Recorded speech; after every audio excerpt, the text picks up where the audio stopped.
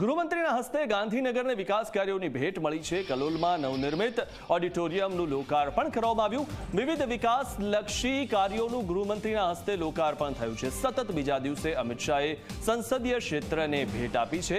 જ્યારે પણ અમિત શાહ સંસદીય ક્ષેત્રમાં આવે છે ત્યારે તેઓ ભેટ આપતા હોય છે। આ પહેલા પણ જ્યારે તેઓએ મુલાકાત લીધી હતી ત્યારે પણ અનેક વિકાસ કાર્યોનું લોકાર્પણ કર્યું હતું, અનેક ભેટ આપી હતી અને તેમના સંસદીય ક્ષેત્રમાં જ્યારે પણ અમિત શાહ આવતા હોય છે ત્યારે તેઓ સંસદીય ક્ષેત્રનો કેટલો વિકાસ થઈ રહ્યો છે અને આગળ કેટલો વિકાસ કરવાનો છે તેના પર ખાસ ભાર આપતા હોય છે।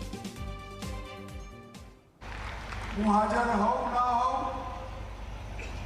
આપણા હર્ષભાઈ સંઘવી ગાંધીનગરના પ્રભારી મંત્રી છે।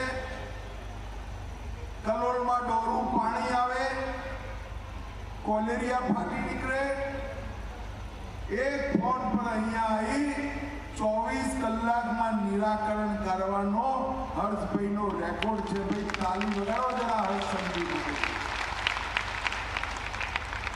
ના બધા વિકાસના કામો સુપેરે પાર પડે।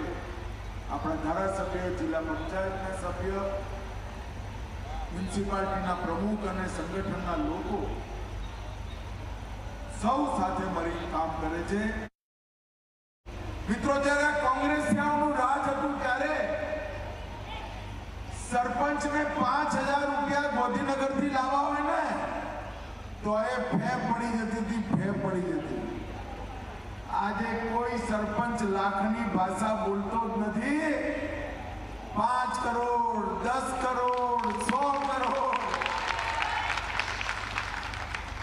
કોંગ્રેસિયાઓના રાજમાં 5000 લેતા સરપંચના ફે પડી જતી હતી અને 5-10 હજાર લેવા માટે 1000 રૂપિયાની જીપના ભાડાના ધુમાડા કરવા પડતા।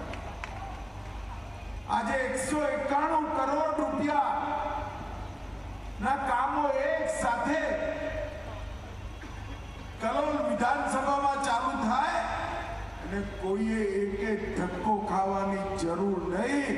એવું રાજ નરેન્દ્ર મોદીના શાસનમાં ભાજપાએ આપવાનું કામ।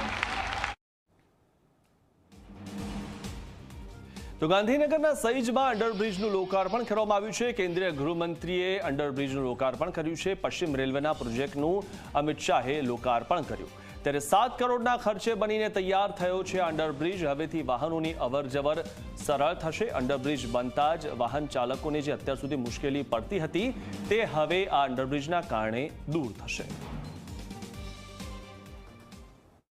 माननीय गृह मंत्री और सहकारिता मंत्री माननीय श्री अमित शाह साहब द्वारा जो आज इस लिमिटेड हाइट सबवे का उद्घाटन किया गया, ये उस कड़ी में एक प्रयास है जिस कड़ी में गुजरात में सभी को जितने भी फाटक हैं उन फाटकों को हटा के उनकी जगह आरओबी या आरयूबी का निर्माण किया जा रहा है। 2 लिहाज से ये बहुत महत्वपूर्ण है। एक, इससे सेफ्टी बढ़ती है कि जब भी कभी फाटक है तो एक्सीडेंट, दुर्घटना होने की संभावना बढ़ती है।